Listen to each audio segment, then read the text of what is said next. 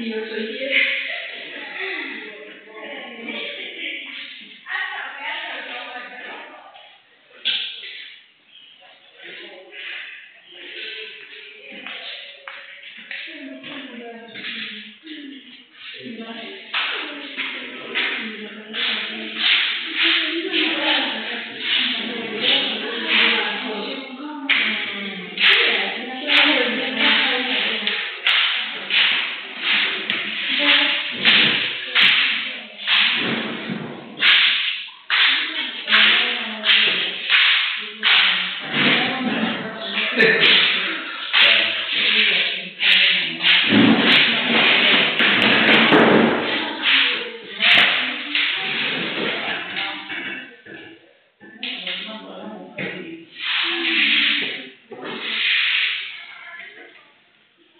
We are waiting for you.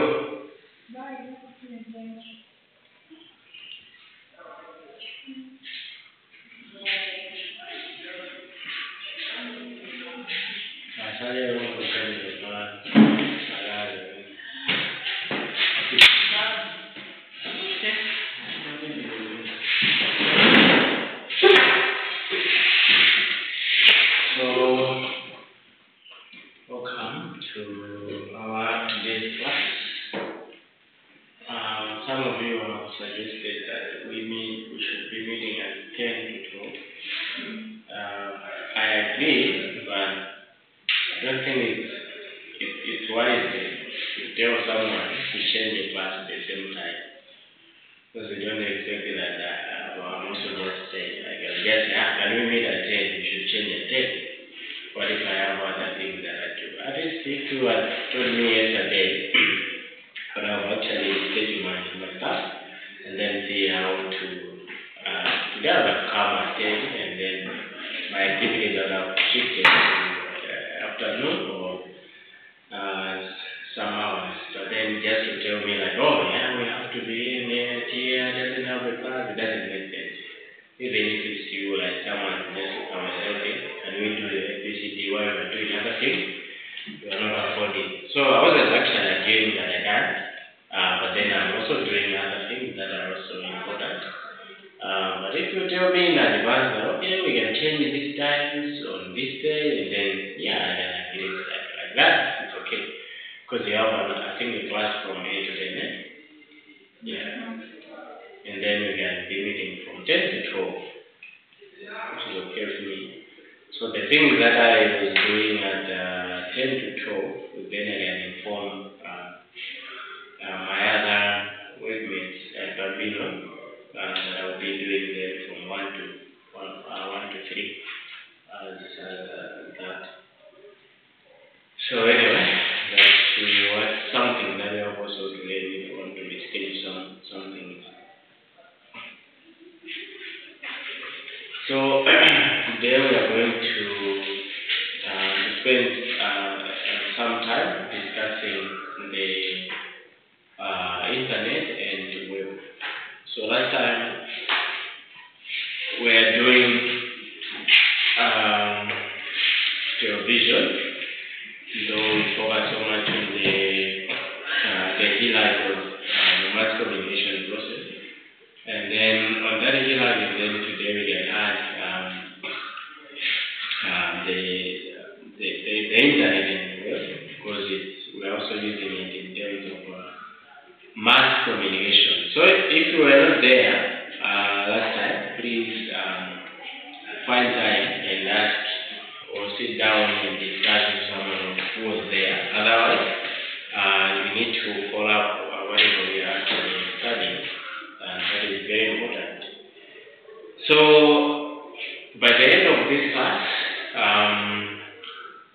everyone of us should at least understand what is internet and what is web, and then at least the background of internet, not the deepest one, but then maybe the basic information about internet, and then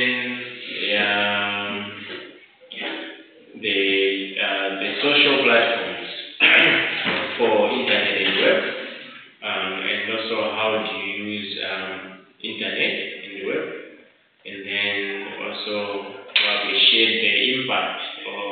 the influence of internet and web on mass communications.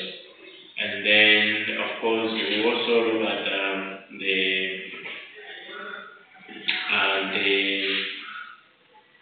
economics of internet and web, and then we'll finish with challenges with web.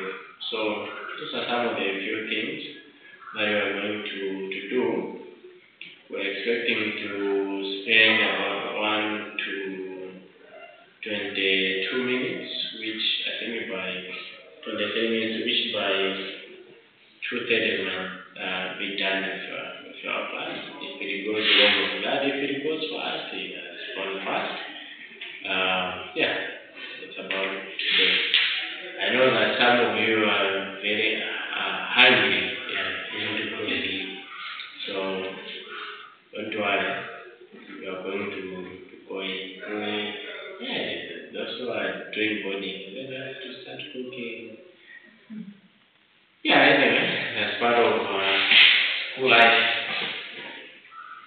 So, what do you understand by internet?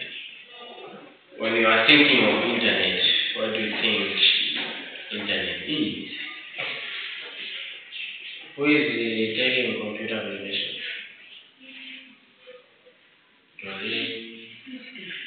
Okay, and then you know something about it.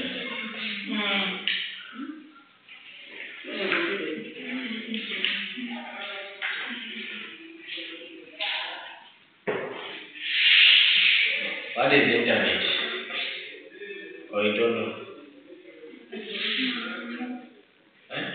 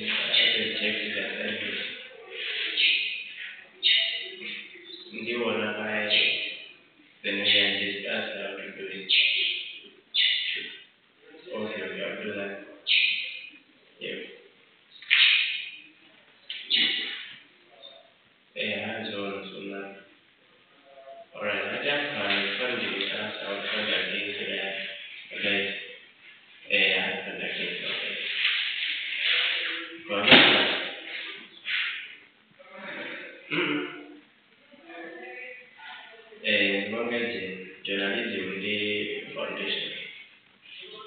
Sure.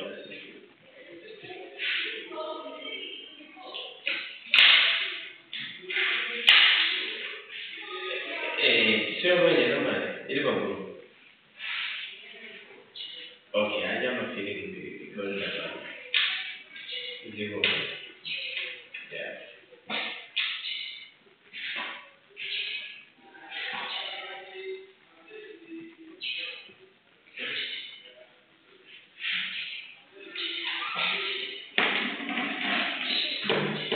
So,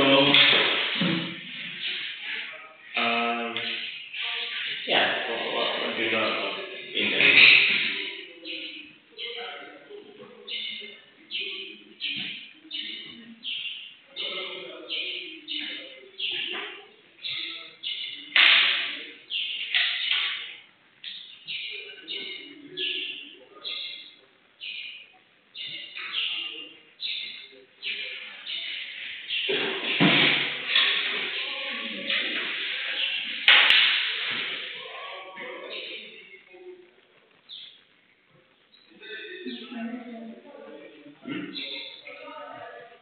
A network.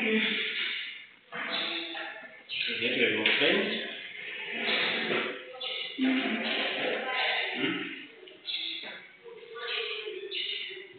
A network connecting to different electronic devices.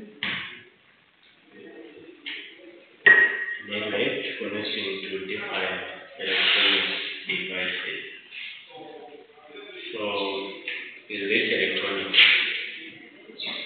Yes, sir.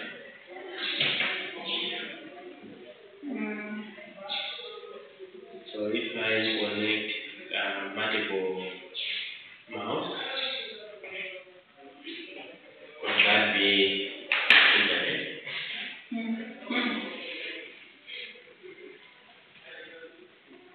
A network to the computer. Network of computers. Do we have the same understanding of internet?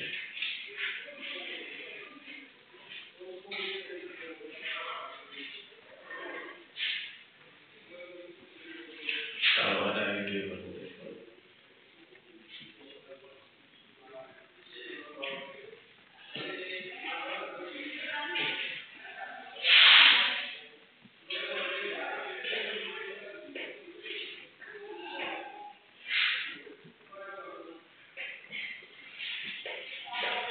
Kelly, what is your understanding about internet? When you hear about internet, what do you think internet is? Interconnection between Interconnection between two or more networks. Okay. Alright, so okay.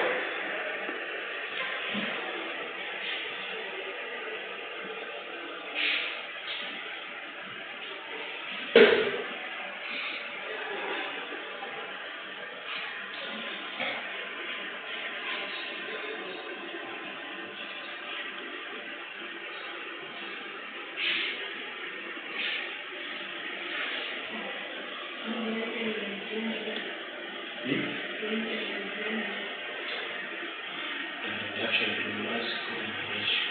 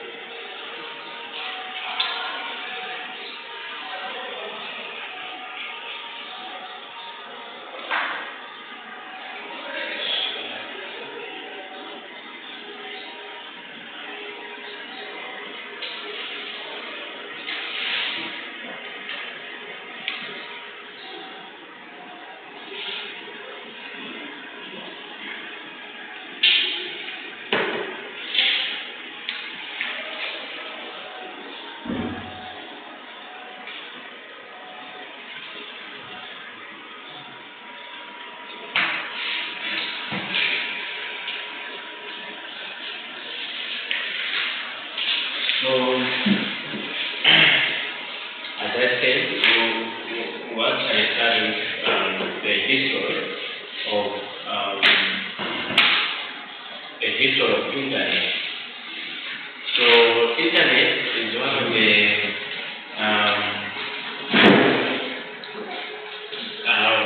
the elements in the digital world.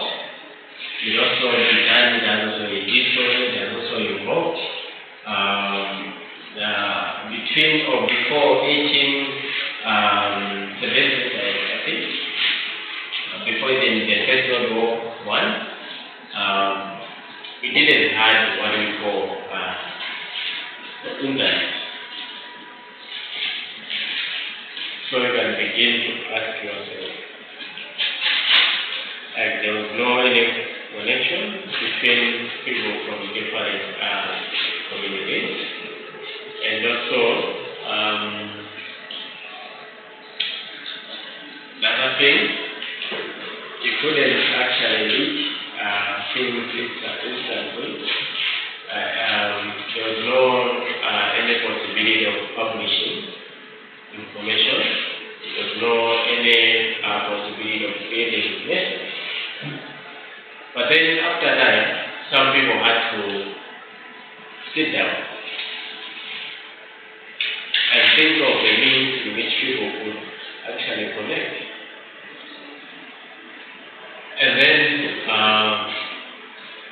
when you're talking about the history of internet, you cannot describe it without considering the name that actually, I think before this one. Anyway, let me see. Yeah, anyway. So, the library, the base of library was originated or was assisted by the development or the innovation of that guy, that English guy by the name Charles Babbage. So, if you go on the internet and search, there is a debate of who actually was the founder of the computer. But then the actual information that you might find in most of the books is Daniel Charles Babbage. Is the one who actually invented the computer, like the idea of computer. So the history of the computer, of course, it's not what we are focusing, but as we are talking about internet and the web in relation to mass communication. So just to illustrate this, what we are focusing on in this case is not the history of the print media of the computer. I want to see how the internet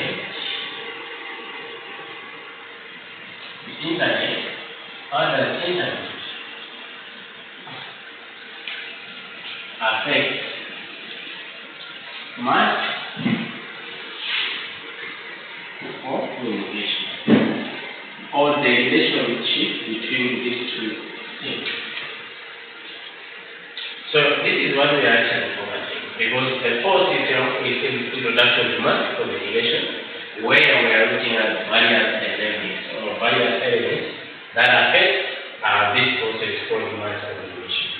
So we are not going to go deep like understanding the history of the computer, the internet, the web, but then it's also difficult for, if you don't know what the internet is, for us just to begin like relating these two. That's why maybe there's a little bit of exploration of these two things.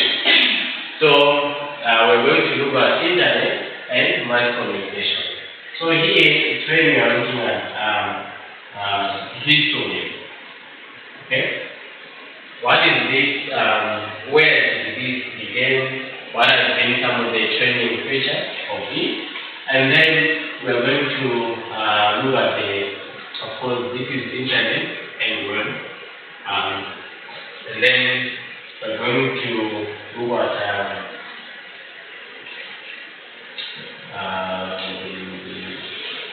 the features. And then, of course, in mass communication, we look at the social platforms. And then from the social platforms, we're also going to look at the change in mass communication. Change in mass communication, and then now the challenges of internet. So particularly, our idea is to see particularly the features and how does this affect this one. And of course, most of the challenges here are related to what? The social platform. Social platform or social platform. So that's the central idea of our conversation today. So we have two versions when we are studying about the origin of internet, or when we are thinking about internet. There are two versions of history. The first version was propelled by historian Daniel. One of his texts that he wrote around 2004 up to 2005 and published in 2007 focused so much on the military background of internet. So the first version thinks about or sees internet as a revolution from the military activity. So for example, here I quoted something that says the military and the counterculture, the need for command and control, and the impact against the hierarchy and towards decentralization. So at first, they were thinking of how can we actually make a system enable for communication, for us to reach our friends somewhere. So the First World War triggered the emergence of what? The internet or the history. The web, I mean. So they tried to do something else. How can we communicate with our fellow military men, and maybe who are far from us? The second version is about, was actually provided by a guy known as Joseph Rick Ryder. So Rick Ryder, 1956, brings computers creating counter citizens. But then, this second version looks at internet as a sociology issue or psychology issue. Particularly sociology, as it focuses so much on the social interactions of people in a society. So if you know right now, all the features that you can see on the internet, they're just there to create a social or what we call a global village, where you can easily connect or communicate with someone from USA, someone from SA, someone from whatever country that person is residing. You are able to do that. So that's how two versions that describe the advantages of internet.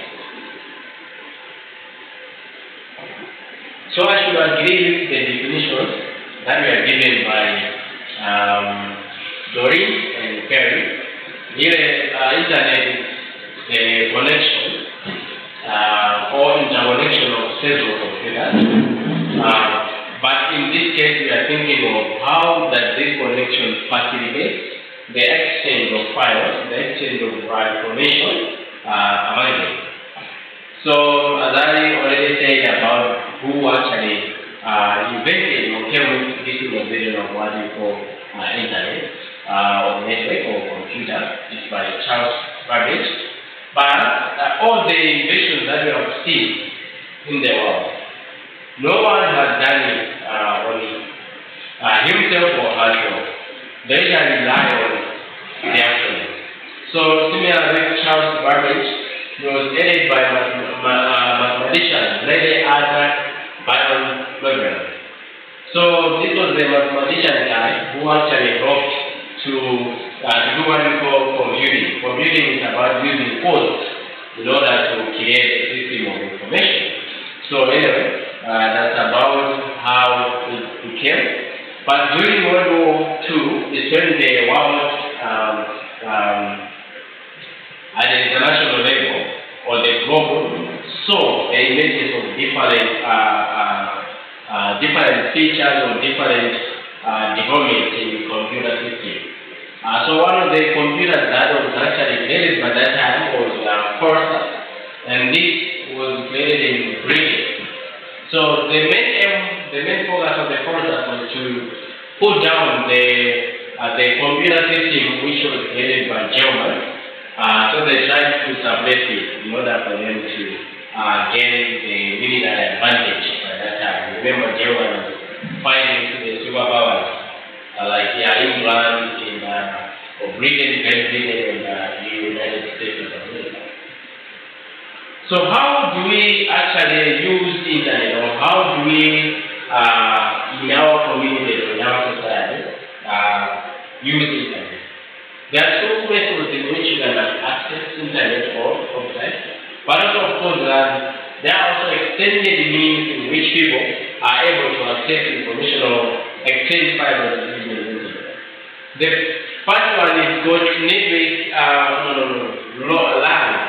local area network lines. So this is also taught in computer application. It's a kind of network which you are normally using in a small area, like for example the campus or within house or maybe the part of area 50. So it's called local area network. And then we have also one which is divided as wide area network.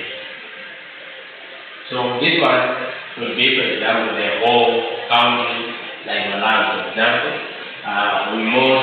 Most of the time we use the one. But once you have a Wi-Fi or you want satellite or whatever, near you, you might call that as part of the RAN or local area network. So globally, one is the most influential one.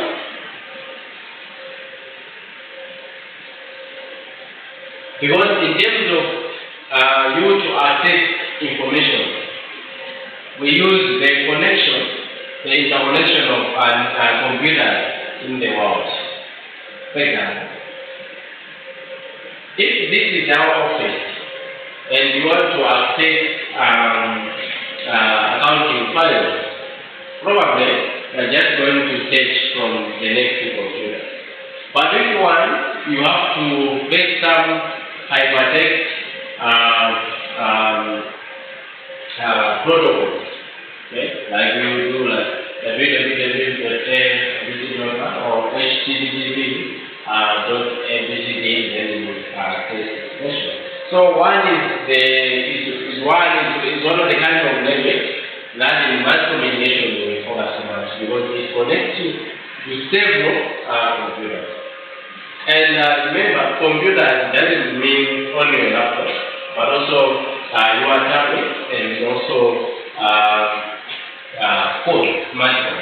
They're part of the computer. That's why on your phone, you can access different things there. But on that, I don't know, we have smartphone, that small one. The other one is smartphone, the other one is phone. Is it just keyboard phone? Or is that smart? Okay? And smartphone. What you have to do with your phone?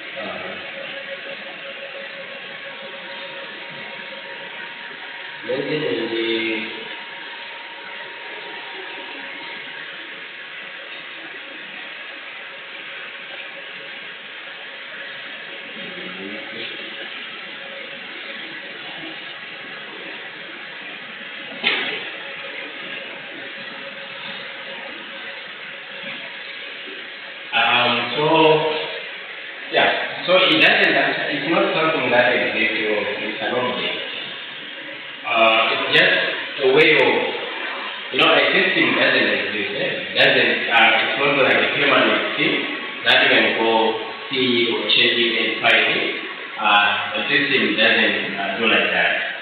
So the one who was actually developing World Wide Web by the name Tim Berners, and also from the English country, they thought of how to do some binary. Anyway, these are technical words, don't mind, but binary methods of accessing information. So when you are actually searching information on the internet, probably you are going to see www, ABCD, or you are going to find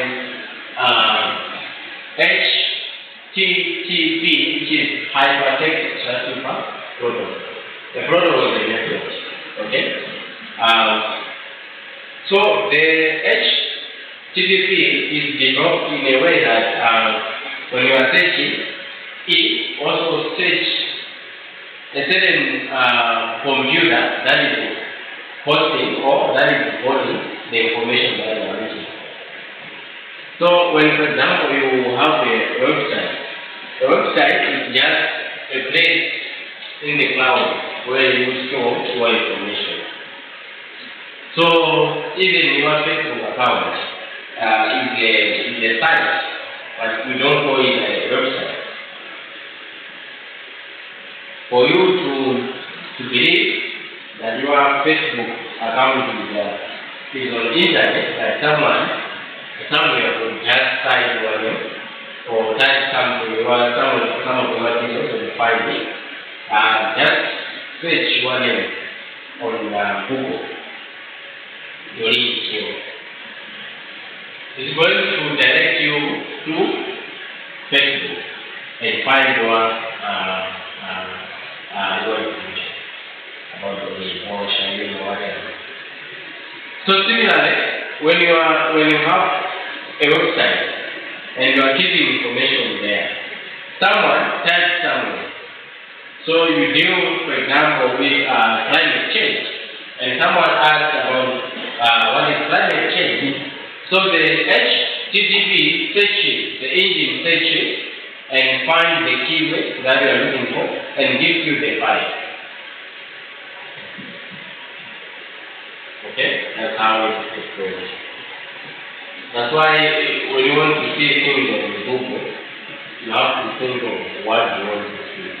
And what you want to see corresponds to a certain website that someone created for that purpose. So that's what we call World Wide Web.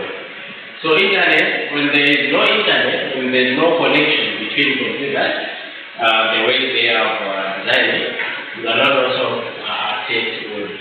You have to these two.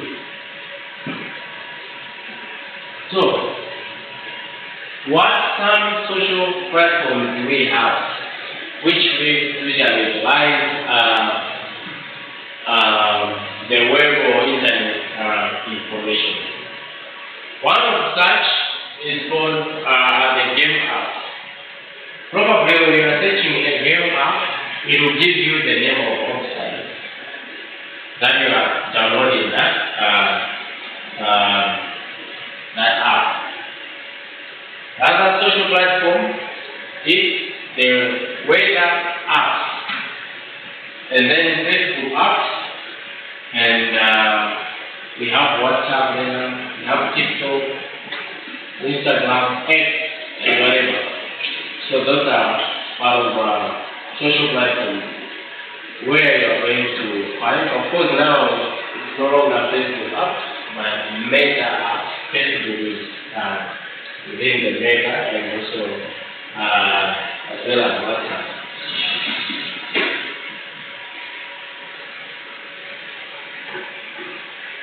So those are some of the social platforms.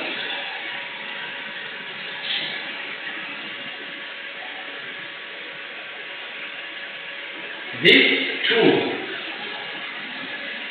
are the main uses of internet and web. So when you are sitting there, when you are somewhere, and then you are thinking of how to use internet and web, these are the two things. One is to read the content. we use websites or we use internet to read content. And this reading is not only the reading of like news, but also you can watch.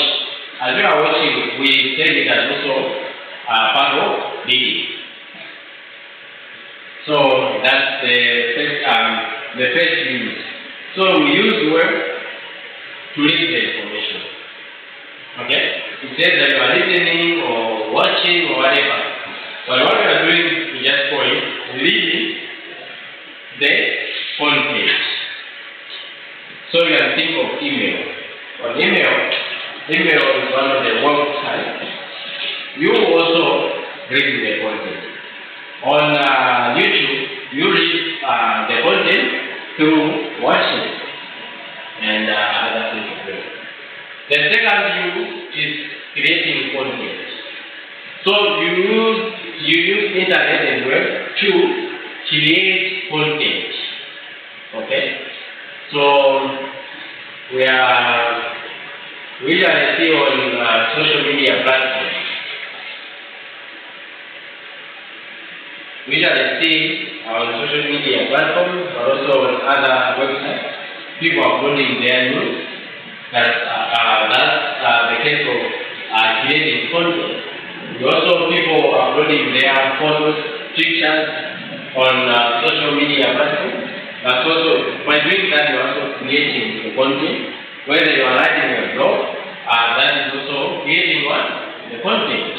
So that is about internet, web, and then there's a course that you are going to study in the future called website management. So that one you are going to learn how to upload information or content on websites, and how do you now begin to create a website. I think we don't go into deep about it. Just going to see if your boss has said, okay, can you write this content on website? Website is different from writing something on social media platform. On Facebook, you can just say, you don't have that. But in website, there are codes that you use. When you do this symbol, this dance, it gives you ABCD. After writing ABCD, you do ABCD. It's but you start to enjoy it as time goes. Okay? So that's about it, and we're going to use it.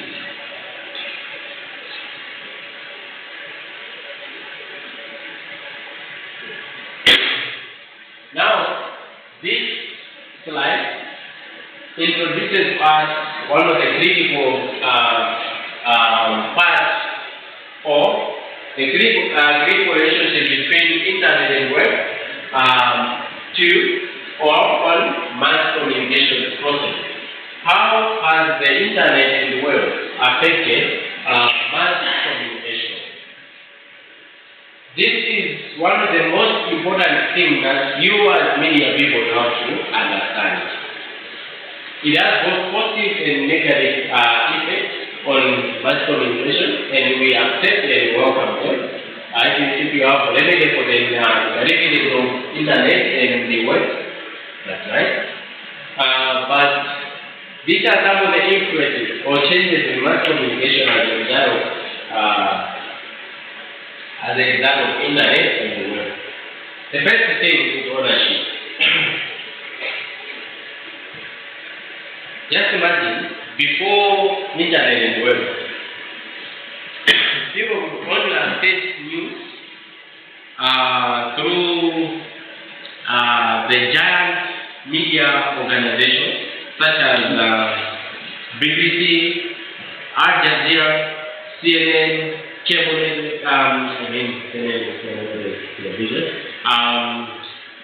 In Malawi, probably we will mention about Malawi Broadcasting Corporation, the Times Group, and whatever, through reading news and whatever. But now, the influence of mass communication as a source of information has greatly changed. Because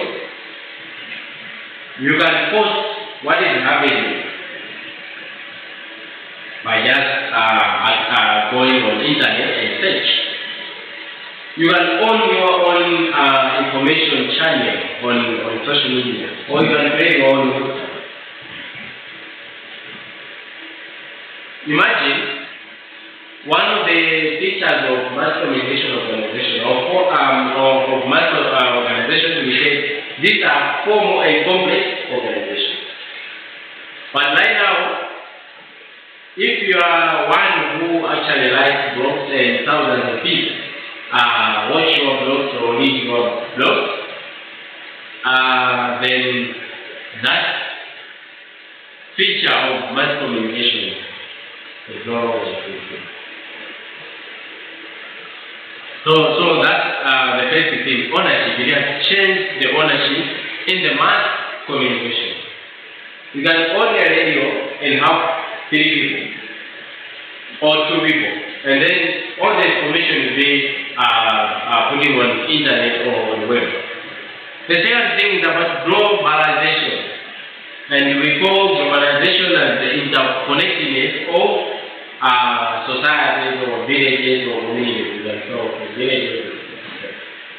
So the global village, which is now, I know, probably maybe some of you are now interacting with someone from Ethiopia, someone from Kenya, someone from Uganda, someone from Zimbabwe, someone from South Africa, and of course, etc. That's the influence of globalization. At first, in Zambia, they would face war without here in Malawi and being affected by it. Even when Jesus was alive, some few countries or places that were close to him didn't know that there is someone but they don't die. Because the way was not globalized by that time. Imagine if Jesus was born in this age. Would have already known and would have already been more to him through internet. Or a good number of followers would have already flocked to him easily, because here some need to know that there is someone who is a great savior and will flock to him. By that time, our parents were just eating mango years. Those 2,000 years ago, without knowing that there is someone there, the name of Jesus. The time of Noah, though they say that was the flooding of the whole area. People didn't know that there was a great flooding somewhere. As we know right now, there is flood in India, Pakistan, or in Sanjay, or where it's about. We know it in Syria. And we become content by it. We develop stress. Just imagine if you hear that the tsunami coming to us. You are going to probably go out and start flying. The tsunami coming there. Because of the problem. But now we are able to connect. International trade has become easy. You are able to be influenced what to wear today, how to speak, how to walk, what to watch, what to listen to, because of what? The problem. Anyway, so in mass communication now, globalization in mass communication is defined as a system or as an environment that allows people to access various information from different places easily. So, people to read news from Mali, Niger, Uganda, Somalia, Kenya, Ethiopia, Zambia, India, is easy now because we are like one village. So that one has also changed how mass communication is challenged. Hyper-commercialism. Before internet and the status quo or the weight of stabilizing on mass communication on the internet. But right now, because of coming of internet and commercialization of radio, TV, and newspapers have become so huge. But even we are going to see a lot of formations on radio and TV because of the coming of internet. Another one is fragmentation of audience. I think if you want to listen to music, you go to iPhone. I remember that time we had that small gadget, we were calling it an iPhone. And then you get your headset, plug it there, and then you listen while you're going to the garden or whatever. And if you want to watch music, you go on TV and watch. If you want to listen to comedy or whatever, or poetry, you go on radio and listen to it. But right now, it means if you have radio, you become automatically become the audience of that radio station. But right now, the audience is fragmented. Fragmented means there are divisions. Some audience